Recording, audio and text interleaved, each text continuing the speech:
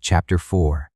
As you walk through the industrial towns, you lose yourself in labyrinths of little brick houses blackened by smoke, festering in planless chaos round mirry alleys and little cindered yards where there are stinking dust, bins and lines of grimy washing and half-ruinous WCS. The interiors of these houses are always very much the same, though the number of rooms varies between 2 or 5. All have an almost exactly similar living room, 10 or 15 feet square, with an open kitchen range. In the larger ones there is a scullery as well. In the smaller ones the sink and copper are in the living room. At the back there is the yard, or part of a yard shared by a number of houses, just big enough for the dustbin and the WCS. Not a single one has hot water laid on. You might walk, I suppose, through literally hundreds of miles of streets inhabited by miners, every one of whom, when he is in work, gets black from head to foot every day, without ever passing a house in which one could have a bath. It would have been very simple to install a hot water system working from the kitchen range, but the builder saved perhaps £10 on each house by not doing so. And at the time when these houses were built, no one imagined that miners wanted baths. For it is to be noted that the majority of these houses are old, 50 or 60 years old at least, and great numbers of them are by any ordinary standard not fit for human habitation. They go on being tenanted simply because there are no others to be had.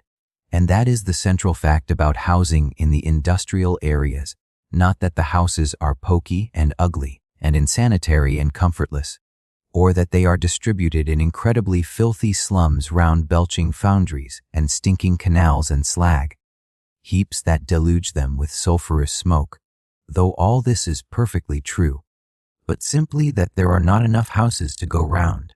Housing shortage is a phrase that has been bandied about pretty freely since the war, but it means very little to anyone with an income of more than L10 a week, or even L5 a week for that matter. Where rents are high, the difficulty is not to find houses but to find tenants. Walk down any street in Mayfair and you will see to let boards in half the windows. But in the industrial areas, the mere difficulty of getting hold of a house is one of the worst aggravations of poverty. It means that people will put up with anything, any hole and corner slum, any misery of bugs and rotting floors and cracking walls, any extortion of skinflint landlords and blackmailing agents, simply to get a roof over their heads. I have been into appalling houses in which I would not live a week if you paid me, and found that the tenants had been there 20 and 30 years and only hoped they might have the luck to die there. In general, these conditions are taken as a matter of course, though not always. Some people hardly seem to realize that such things as decent houses exist and look on bugs and leaking roofs as acts of God. Others rail bitterly against their landlords, but all cling desperately to their houses lest worse should befall. So long as the housing shortage continues, the local authorities cannot do much to make existing houses more livable. They can condemn a house, but they cannot order it to be pulled down till the tenant has another house to go to. And so the condemned houses remain standing and are all the worse for being condemned, because naturally the landlord will not spend more than he can help on a house which is going to be demolished sooner or later. In a town like Wigan, for instance, there are over 2,000 houses standing which have been condemned for years, and whole sections of the town would be condemned en bloc if there were any hope of other houses being built to replace them. Towns like Leeds and Sheffield have scores of thousands of back-to-back houses which are all of a condemned type but will remain standing for decades. I have inspected great numbers of houses in various mining towns and villages and made notes on their essential points. I think I can best give an idea of what conditions are like by transcribing a few extracts from my notebook, taken more or less at random. They are only brief notes and they will need certain explanations which I will give afterwards. Here are a few from Wigan 1, house in Walgate Quarter, blind back type, 1 up, 1 down. Living room measures 12 by 10 feet, room upstairs the same. Alcove under stairs measuring 5 by 50 and serving as larder, scullery and coal hole. Windows will open. Distance to lavatory 50 yards. Rent 4s, 9D. Rates 2 as 60. Total 7s. 3D 2. Another nearby. Measurements as above, but no alcove under stairs. Merely a recess 2 feet deep containing the sink. No room for larder, etc. Rent 3s, 2D. Rates 2 has. Total 4s 3. House in Skulls Quarter. Condemned house. 1 up, 1 down. Rooms 15 theft by 15. Sink and copper in living room. Coal hole under stairs.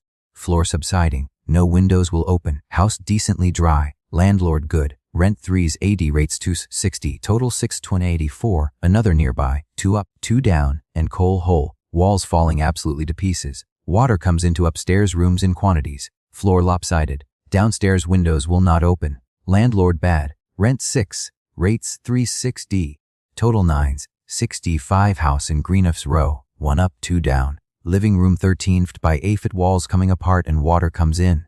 Back windows will not open. Front ones will. 10 in family with 8 children very near together in age. Corporations are trying to evict them for overcrowding, but cannot find another house to send them to. Landlord bad. Rent 4s. Rates 2s. 3D.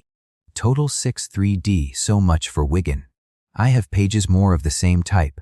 Here is one from Sheffield, a typical specimen of Sheffield's several score thousand back-to-back. Houses. House in Thomas Street. Back-to-back, 2 up, 1 down, a 3-story house with 1 room on each story. Cellar below. Living room 14 feet by 10 feet, and rooms above corresponding. Sink in living room. Top floor has no door but gives on open stairs. Walls in living room slightly damp. Walls in top rooms coming to pieces and oozing damp on all sides. House is so dark that light has to be kept burning all day. Electricity estimated at 6D. A day, probably an exaggeration. 6 in family, parents and foul children.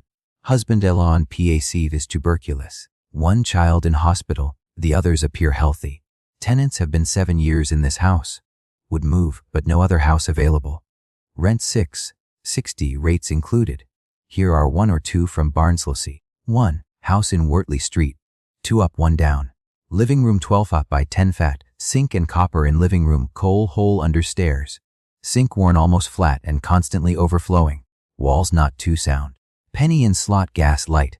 House very dark and gas light estimated 4D. A day upstairs rooms are really 1 large room partitioned into 2. Walls very bad, wall of back room cracked right through. Window, frames coming to pieces and have to be stuffed with wood. Rain comes through in several places. Sewer runs under house and stinks in summer, but corporation says they can't do nout. 6 people in house, 2 adults and 4 children, the eldest aged 15. Youngest but 1 attending hospital, tuberculosis suspected. House infested by bugs. Rent Fez 3D, including rates. 2. House in Peel Street. Back-to-back 2 up, 2 down and large cellar. Living room loft square with copper and sink. The other downstairs room the same size, probably intended as parlour but used as bedroom. Upstairs rooms the same size as those below. Living room very dark. Gas light estimated at 420 a day. Distance to lavatory 70 yards. 4 beds in house for 8 people, 2 old parents, 2 adult girls, the eldest aged 27, 1 young man, and 3 children. Parents have 1 bed, eldest son another, and remaining 5 people share the other 2. Bugs very bad, you can't keep 'em down when it's hot. Indescribable squalor in downstairs room and smell upstairs almost unbearable. Rent thefts. 7,120, including rates. 3 house in Mapluel, small mining village near Barnsley. 2 up, 1 down. Living room 14 feet by 13 feet. Sink in living room. Plaster cracking and coming off walls. No shelves in oven. Gas leaking slightly. The upstairs rooms each 10 by 8 feet. 4 beds for 6 persons, all adult. But on bed does nout, presumably for lack of bedclothes. Room nearest stairs has no door and stairs have no banister, so that when you step out of bed your foot hangs in vacancy, and you may fall 10 feet onto stones. Dry rot so bad that one can see through the floor into the room below. Bugs, but I keeps 'em down with sheep dip. Earth road past these cottages is like a muck heap and said to be almost impassable in winter. Stone lavatories at ends of gardens in semi-ruinous condition. Tenants have been 22 years in this house, are 11 in arrears with rent, and have been paying an extra once a week to pay this off. Landlord now refuses this and has served orders to quit. Rent 5s, including rates, and so on and so on and so on. I could multiply examples by the score. They could be multiplied by the 100,000 if anyone chose to make a house-to-house inspection throughout the industrial districts. Meanwhile, some of the expressions I have used need explaining. One up, one down means one room on each story, i.e., a two-roomed house. Back-to-back houses are two houses built in one, each side of the house being somebody's front door, so that if you walk down a row of what is apparently 12 houses, you are in reality seeing not 12 houses but 24. The front houses give on the street, and the back ones on the yard, and there is only one way out of each house. The effect of this is obvious. The lavatories are in the yard at the back, so that if you live on the side facing the street, to get to the lavatory or the dust bin you have to go out of the front door and walk round the end of the block a distance. That may be as much as 200 yards. If you live at the back, on the other hand, your outlook is on to a row of lavatories. There are also houses of what is called the blind back type, which are single houses, but in which the builder has omitted to put in a back door from pure spite, apparently. The windows which refuse to open are a peculiarity of old mining towns. Some of these towns are so undermined by ancient workings that the ground is constantly subsiding and the houses above slip sideways. In Wigan you pass whole rows of houses which have slid to startling angles, their windows being 10 or 20 degrees out of the horizontal. Sometimes the front wall bellies outward till it looks as though the house were 7 months gone in pregnancy. It can be refaced. But the new facing soon begins to bulge again. When a house sinks at all, suddenly its windows are jammed forever and the door has to be refitted. This excites no surprise locally. The story of the miner who comes home from work and finds that he can only get indoors by smashing down the front door with an axe is considered humorous. In some cases I have noted landlord good or landlord bad, because there is great variation in what the slum dwellers say about their landlords. I found one might expect it, perhaps, that the small landlords are usually the worst. It goes against the grain to say this, but one can see why it should be so. Ideally, the worst type of slum landlord is a fat, wicked man, preferably a bishop, who is drawing an immense income from extortionate rents. Actually, it is a poor old woman who has invested her life savings in 3 slum houses, inhabits one of them, and tries to live on the rent of the other 2, never, in consequence, having any money for repairs. But mere notes like these are only valuable as reminders to myself. To me, as I read them, they bring back what I have seen, but they cannot in themselves give much idea of what conditions are like in those fearful northern slums. Words are such feeble things. What is the use of a brief phrase like roof leaks or 4 beds for 8 people? It is the kind of thing your eye slides over, registering nothing. And yet what a wealth of misery it can cover! Take the question of overcrowding, for instance. Quite often you have 8 or even 10 people living in a 3-roomed house. One of these rooms is a living room, and as it probably measures about a dozen feet square and contains, besides the kitchen range and the sink, a table, some chairs, and a dresser, there is no room in it for a bed. So there are 8 or 10 people sleeping in 2 small rooms, probably in at most 4 beds.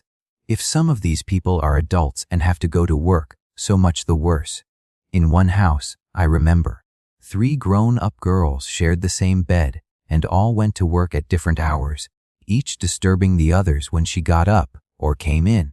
In another house, a young miner working on the night shift slept by day in a narrow bed in which another member of the family slept by night. There is an added difficulty when there are grown-up children, in that you cannot let adolescent youths and girls sleep in the same bed. In one family I visited, there were a father and mother and a son and daughter aged round about 17, and only 2 beds for the lot of them. The father slept with the son and the mother with the daughter. It was the only arrangement that ruled out the danger of incest. Then there is the misery of leaking roofs and oozing walls. which in winter makes some rooms almost uninhabitable. Then there are bugs. Once bugs get into a house, they are in it till the crack of doom. There is no sure way of exterminating them. Then there are the windows that will not open. I need not point out what this must mean. In summer, in a tiny stuffy living room where the fire, on which all the cooking is done, has to be kept burning more or less constantly. And there are the special miseries attendant upon back-to-back houses. A 50 yards walk to the lavatory or the dust bin is not exactly an inducement to be clean. In the front houses, at any rate in a side street where the corporation don't interfere, the women get into the habit of throwing their refuse out of the front door, so that the gutter is always littered with tea, leaves and bread crusts. And it is worth considering what it is like for a child to grow up in one of the back alleys where its gaze is bounded by a row of lavatories and a wall. In such places as these, a woman is only a poor drudge muddling among an infinity of jobs. She may keep up her spirits, but she cannot keep up her standards of cleanliness and tidiness. There is always something to be done, and no conveniences, and almost literally not room to turn round. No sooner have you washed one child's face than another's is dirty. Before you have washed the crocks from one meal, the next is due to be cooked. I found great variation in the houses I visited. Some were as decent as one could possibly expect in the circumstances. Some were so appalling that I have no hope of describing them adequately. To begin with, the smell, the dominant and essential thing, is indescribable. But the squalor and the confusion! A tub full of filthy water here, a basin full of unwashed crocks there, more crocks piled in any odd corner, torn newspaper littered everywhere, and in the middle always the same dreadful table covered with sticky oilcloth and crowded with cooking pots and irons and half-darned stockings and pieces of stale bread and bits of cheese wrapped round with greasy newspaper, and the congestion in a tiny room where getting from one side to the other is a complicated voyage between pieces of furniture, with a line of damp washing getting you in the face every time you move, and the children as thick underfoot as toadstools. There are scenes that stand out vividly in my memory. The almost bare living room of a cottage in a little mining village, where the whole family was out of work and everyone seemed to be underfed, and the big family of grown-up sons and daughters sprawling aimlessly about, all strangely alike with red hair, splendid bones, and pinched faces ruined by malnutrition and idleness, and one tall son sitting by the fire place, too listless even to notice the entry of a stranger, and slowly peeling a sticky sock from a bare foot. A dreadful room in Wigan, where all the furniture seemed to be made of packing cases and barrel staves, and was coming to pieces at that, and an old woman with a blackened neck and her hair coining down denouncing her landlord in a Lancashire Irish accent, and her mother, aged well over 90, sitting in the background on the barrel that served her as a commode, and regarding us blankly with a yellow, cretinous face. I could fill up pages with memories of similar interiors. Of course, the squalor of these people's houses is sometimes their own fault. Even if you live in a back-to-back house and have 4 children and a total income of 32 and 6 a week from the PAC, there is no need to have unemptied chamber pots standing about in your living room. But it is equally certain that their circumstances do not encourage self-respect. The determining factor is probably the number of children. The best kept interiors I saw were always childless houses or houses where there were only 1 or 2 children. With, say, 6 children in a 3-roomed house, it is quite impossible to keep anything decent. One thing that is very noticeable is that the worst squalors are never downstairs.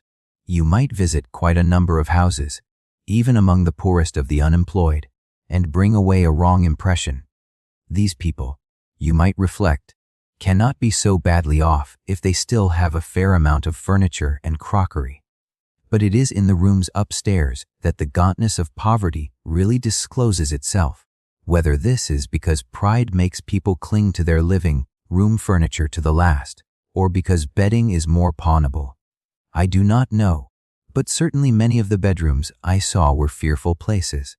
Among people who have been unemployed for several years continuously, I should say it is the exception to have anything like a full set of bedclothes. Often there is nothing that can be properly called bedclothes at all, just a heap of old overcoats and miscellaneous rags on a rusty iron bedstead. In this way, overcrowding is aggravated. One family of 4 persons that I knew, a father and mother and 2 children, possessed 2 beds but could only use one of them because they had not enough bedding for the other. Anyone who wants to see the effects of the housing shortage, at their very worst, should visit the dreadful caravan dwellings that exist in numbers in many of the northern towns. Ever since the war, in the complete impossibility of getting houses, parts of the population have overflowed into supposedly temporary quarters in fixed caravans. Wigan, for instance, with a population of about 85,000, has round about 200 caravan dwellings with a family in each, perhaps somewhere near 1,000 people in all. How many of these caravan colonies exist throughout the industrial areas it would be difficult to discover with any accuracy. The local authorities are reticent about them, and the census report of 1931 seems to have decided to ignore them. But so far as I can discover by inquiry, they are to be found in most of the larger towns in Lancashire and Yorkshire, and perhaps further north as well. The probability is that throughout the north of England there are some thousands, perhaps tens of thousands of families, not individuals, who have no home except a fixed caravan. But the word caravan is very misleading. It calls up a picture of a cozy gypsy encampment in fine weather, of course with wood fires crackling and children picking blackberries and many colored washing fluttering on the lines. The caravan colonies in Wigan and Sheffield are not like that. I had a look at several of them. I inspected those in Wigan with considerable care, and I have never seen comparable squalor, except in the Far East. Indeed, when I saw them I was immediately reminded of the filthy kennels in which I have seen Indian coolies living in Burma. But, as a matter of fact, nothing in the East could ever be quite as bad. For in the East you haven't our clammy, penetrating cold to contend with, and the sun is a disinfectant. Along the banks of Wigan's Merry Canal are patches of waste ground on which the caravans have been dumped like rubbish shot out of a bucket. Some of them are actually gypsy caravans, but very old ones and in bad repair. The majority are old single-decker buses, the rather smaller buses of 10 years ago, which have been taken off their wheels and propped up with struts of wood.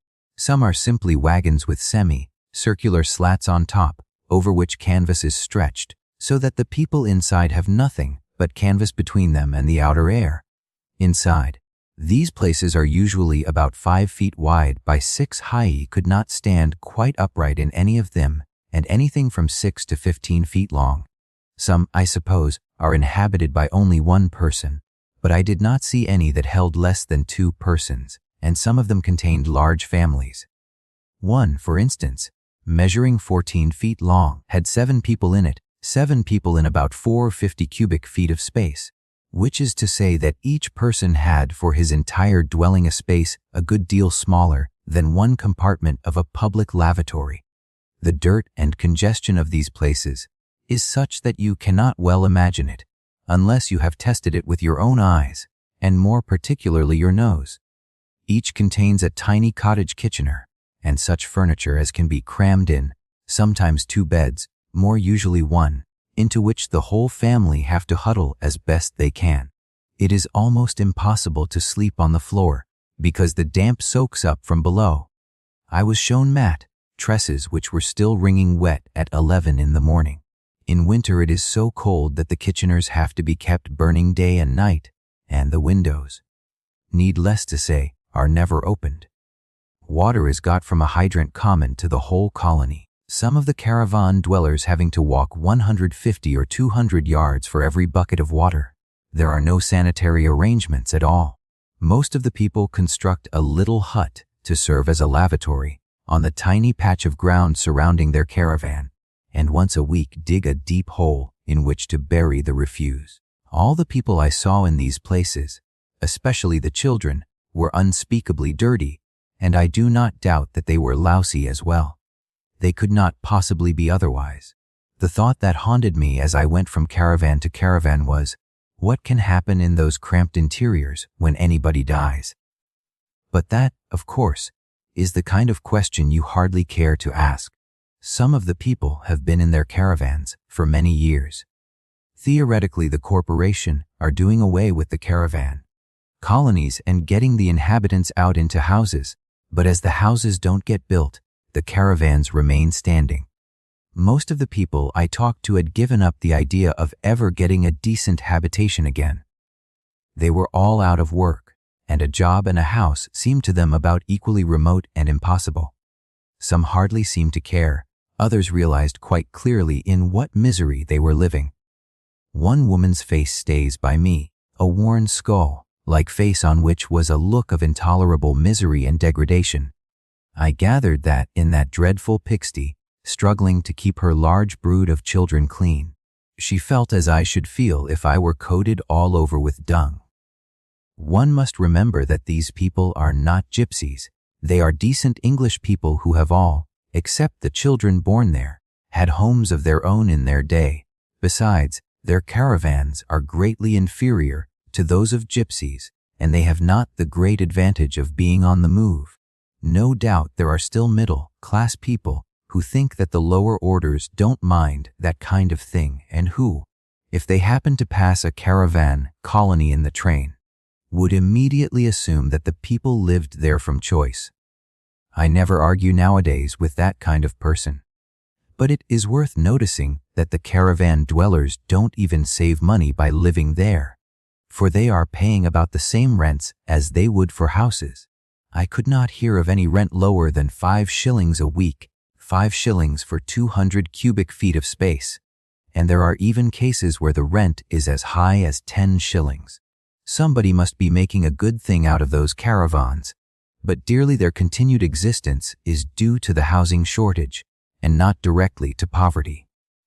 Talking once with a miner, I asked him, when the housing shortage first became acute in his district, he answered, when we were told about it, meaning that till recently people's standards were so low that they took almost any degree of overcrowding for granted.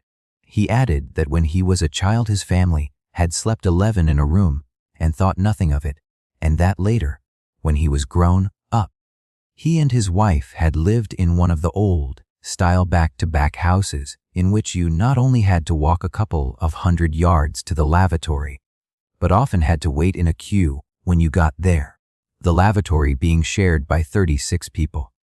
And when his wife was sick with the illness that killed her, she still had to make that 200 yards journey to the lavatory. This, he said, was the kind of thing people would put up with till they were told about it. I do not know whether that is true. What is certain is that nobody now thinks it bearable to sleep 11 in a room, and that even people with comfortable incomes are vaguely troubled by the thought of the slums. Hence the clatter about housing and slum clearance, which we have had at intervals ever since the war. Bishops, politicians, philanthropists, and what not enjoy talking piously about slum clearance, because they can thus divert attention from more serious evils and pretend that if you abolish the slums you abolish poverty. But all this talk has led to surprisingly small results. So far as one can discover, the congestion is no better, perhaps slightly worse, than it was a dozen years ago. There is certainly great variation in the speed at which the different towns are attacking their housing problem. In some towns, building seems to be almost at a standstill. In others, it is proceeding rapidly, and the private landlord is being driven out of business. Liverpool, for instance, has been very largely rebuilt, mainly by the efforts of the corporation. Sheffield, too, is being torn down and rebuilt pretty fast, though perhaps, considering the unparalleled beastliness of its slums, not quite fast enough. The number of corporation houses in process of construction in Sheffield at the beginning of 1936 was 1398. To replace the slum areas entirely, Sheffield is said to need 100,000 houses. Why rehousing has on the whole moved so slowly, and why some towns can borrow money for building purposes so much more easily than others, I do not know. Those questions would have to be answered by someone who knows more about the machinery of local government than I do. A corporation house costs normally somewhere between £300 and £400. It costs rather less when it is built by a direct labor than when built by contract.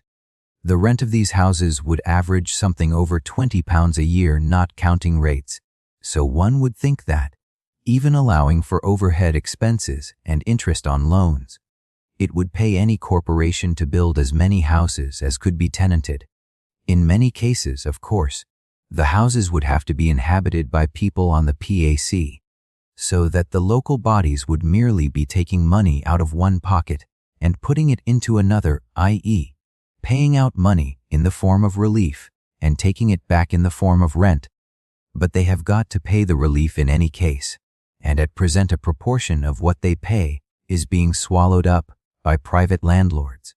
The reasons given for the slow rate of building are lack of money and the difficulty of getting hold of sites, for corporation houses are not erected piecemeal, but in estates, sometimes of hundreds of houses at a time. One thing that always strikes me as mysterious is that so many of the northern towns see fit to build themselves immense and luxurious public buildings at the same time as they are in crying need of dwelling houses. The town of Barnsley, for instance, recently spent close on £150,000 on a new town hall, although admittedly needing at least 2,000 new working-class houses, not to mention public baths. With the public baths in Barnsley contain 19 men's slipper baths, this in a town of 70,000 inhabitants, largely miners, not one of whom has a bath in his house. For £150,000, it could have built 350 corporation houses and still had £10,000 to spend on a town hall. However, as I say, I do not pretend to understand the mysteries of local government. I merely record the fact that houses are desperately needed and are being built, on the whole, with paralytic slowness. Still, houses are being built, and the corporation building estates, with their row upon row of little red houses, all much liker than two peas. Where did that expression come from? Peas have great individuality, are a regular feature of the outskirts of the industrial towns. As to what they are like and how they compare with the slum houses, I can best give an idea by transcribing two more extracts from my diary. The tenants' opinions of their houses vary greatly, so I will give one favorable extract and one unfavorable. Both of these are from Wigan, and both are the cheaper, non-parlour type houses. One house in Beach Hill Estate, downstairs, large living room with kitchen or fireplace, cup, boards, and fixed dresser, composition floor, small hallway, largish kitchen, up-to-date electric cooker hired from corporation at much the same rate as a gas cooker. Upstairs, two largish bedrooms, one tiny one, suitable only for a box room or temporary bedroom, bathroom, WC, with hot and cold water, smallish garden. These vary throughout the estate, but mostly rather smaller than an allotment. 4 in family, parents and 2 children, husband in good employ. Houses appear well built and are quite agreeable to look at. Various restrictions, e.g. it is forbidden to keep poultry or pigeons, take in lodgers, sub, let, or start any kind of business without leave from the corporation. This is easily granted in the case of taking in lodgers, but not in any of the others. Tenant, very well satisfied with house and proud of it. Houses in this estate all well kept. Corporation are good about repairs, but keep tenants up to the mark with regard to keeping the place tidy, etc. Rent 11s 3D, including rates. Bus fare into town 2D, 2 house in Welly Estate downstairs. Living room 14 by 10, kitchen a good deal smaller, tiny larder understairs, small but fairly good bathroom. Gas cooker, electric lighting. Outdoor dossy upstairs. 1 bedroom 12 by 10 with tiny fireplace, another the same size without fireplace, another 7 by 6 feet. Best bedroom has small wardrobe let into wall. Garden about 20 yards by 10. 6 in family, parents and 4 children. Eldest son 19, eldest daughter 22. None in work except eldest son. Tenants very discontented. Their complaints are house is cold, draughty, and damp. Fireplace in living room gives out no heat and makes room very dusty, attributed to its being set too low. Fireplace in best bedroom too small to be of any use. Walls upstairs cracking, owing to uselessness of tiny bedroom. 5 are sleeping in one bedroom, one the eldest son in the other. Gardens in this estate all neglected. Rent 10s, 3D inclusive. Distance to town a little over a mile. There is no bus here. I could multiply examples, but these two are enough, as the types of corporation houses being built do not vary greatly from place to place. Two things are immediately obvious. The first is that, at their very worst, the corporation houses are better than the slums they replace. The mere possession of a bathroom and a bit of garden would outweigh almost any disadvantage. The other is that they are much more expensive to live in. It is common enough for a man to be turned out of a condemned house where he is paying 6 or 7 shillings a week and given a corporation house where he has to pay 10. This only affects those who are in work or have recently been in work, because when a man is on the PAC, his rent is assessed at a quarter of his dole, and if it is more than this, he gets an extra allowance. In any case, there are certain classes of corporation houses to which people on the dole are not admitted. But there are other ways in which life in a corporation estate is expensive, whether you are in work or out of it. To begin with, owing to the higher rents, the shops in the estate are much more expensive, and there are not so many of them. Then again, in a comparatively large, detached house, away from the frowsy huddle of the slum, it is much colder and more fuel has to be burnt. And again there is the expense, especially for a man in work, of getting to and from town. This last is one of the more obvious problems of rehousing. Slum clearance means diffusion of the population. When you rebuild on a large scale, what you do in effect is to scoop out the center of the town and redistribute it on the outskirts. This is all very well in a way. You have got the people out of faded alleys into places where they have room to breathe. But from the point of view of the people themselves, what you have done is to pick them up and dump them down 5 miles from their work. The simplest solution is flats. If people are going to live in large towns at all, they must learn to live on top of one another. But the northern working people do not take kindly to flats. Even where fiats exist, they are contemptuously named tenements. Almost everyone will tell you that he wants a house of his own, and apparently a house in the middle of an unbroken block of houses 100 yards long seems to them more their own than a flat situated in mid-air. To revert to the second of the two corporation houses I have just mentioned, the tenant complained that the house was cold, damp, and so forth. Perhaps the house was jerry-built, but equally probably he was exaggerating. He had come there from a filthy hovel in the middle of Wigan, which I happened to have inspected previously. While there, he had made every effort to get hold of a corporation house, and he was no sooner in the corporation house than he wanted to be back in the slum. This looks like mere captiousness, but it covers a perfectly genuine grievance. In very many cases, perhaps in half the cases, I found that the people in corporation houses don't really like them. They are glad to get out of the stink of the slum. They know that it is better for their children to have space to play about in, but they don't feel really at home.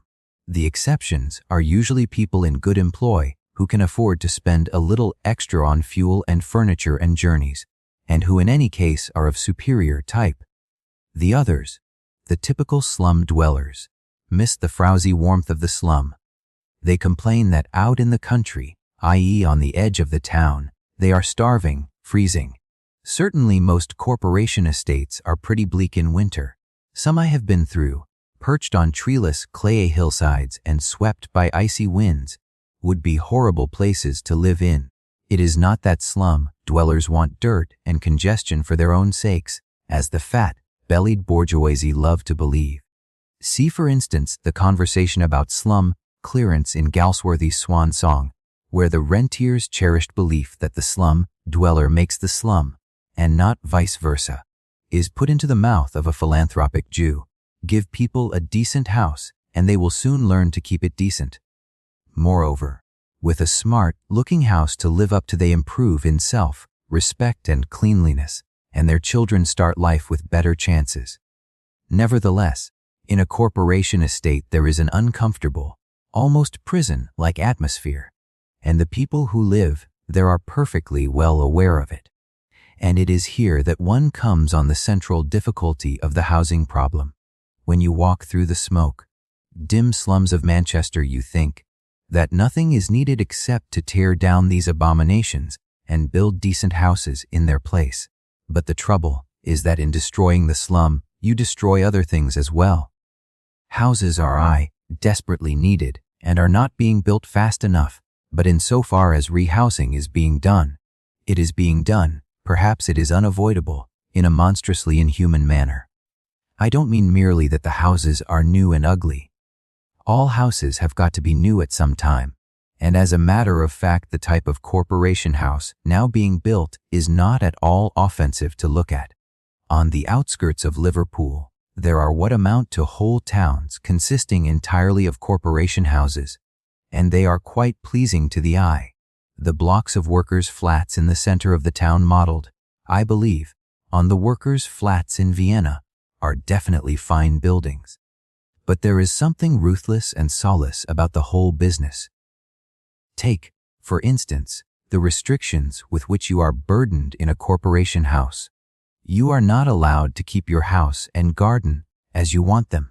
In some estates, there is even a regulation that every garden must have the same kind of hedge. You are not allowed to keep poultry or pigeons. The Yorkshire miners are fond of keeping Homer pigeons. They keep them in the backyard and take them out and race them on Sundays. But pigeons are messy birds and the corporation suppresses them as a matter of course. The restrictions about shops are more serious.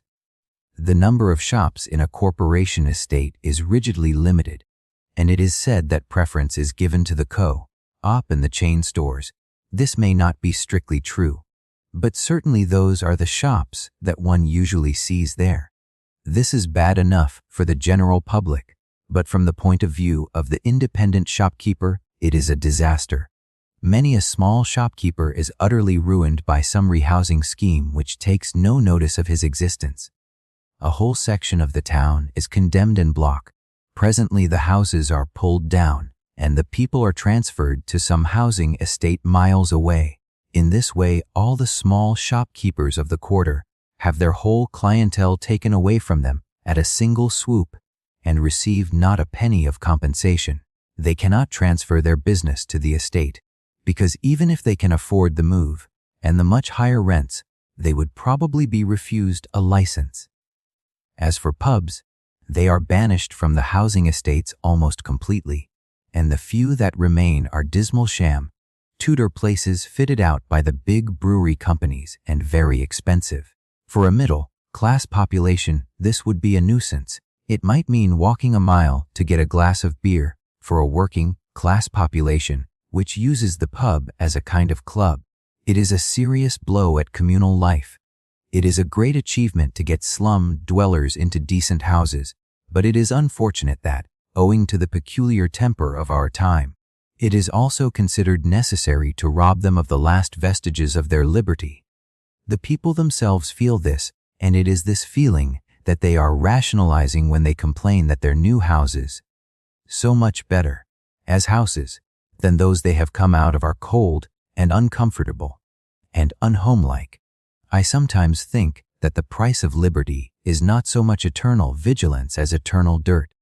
There are some corporation estates in which new tenants are systematically loused before being allowed into their houses. All their possessions, except what they stand up in, are taken away from them, fumigated, and sent on to the new house. This procedure has its points, for it is a pity that people should take bugs into brand new houses. A bug will follow you about in your luggage if he gets half a chance. But it is the kind of thing that makes you wish that the word hygiene could be dropped out of the dictionary. Bugs are bad, but a state of affairs in which men will allow themselves to be dipped like sheep is worse. Perhaps, however, when it is a case of slum clearance, one must take for granted a certain amount of restrictions and inhumanity. When all is said and done, the most important thing is that people shall live in decent houses and not in pigsties. I have seen too much of slums to go into Chestertonian raptures about them. a place where the children can breathe clean air, and women have a few conveniences to save them from drudgery. And a man has a bit of garden to dig in, must be better than the stinking back streets of Leeds and Sheffield. On balance, the corporation estates are better than the slums, but only by a small margin. When I was looking into the housing question, I visited and inspected numbers of houses, perhaps 100 or 200 houses altogether, in various mining towns and villages. I cannot end this chapter without remarking on the extraordinary courtesy and good nature with which I was received everywhere. I did not go alone. I always had some local friend among the unemployed to show me round. But even so, it is an impertinence to go poking into strangers' houses and asking to see the cracks in the bedroom wall. Yet everyone was astonishingly patient and seemed to understand almost without explanation why I was questioning them and what I wanted to see. If any unauthorized person walked into my house and began asking me whether the roof leaked and whether I was much troubled by bugs and what I thought of my landlord, I should probably tell him to go to hell. This only happened to me once, and in that case the woman was slightly deaf and took me for a means test narc, but even she relented after a while and gave me the information I wanted. I am told that it is bad form for a writer to quote his own reviews, but I want here to contradict a reviewer in the Manchester Guardian who says apropos of one of my books, set down in Wigan or Whitechapel, Mr. Orwell would still exercise an unerring power of closing his vision to all that is good in order to proceed with his wholehearted vilification of humanity. Wrong. Mr. Orwell was set down in Wigan for quite a while, and it did not inspire him with any wish to vilify humanity. He liked Wigan very much, the people, not the scenery.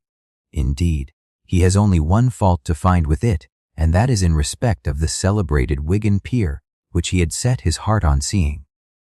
Alas! Wigan Pier had been demolished, and even the spot where it used to stand is no longer certain.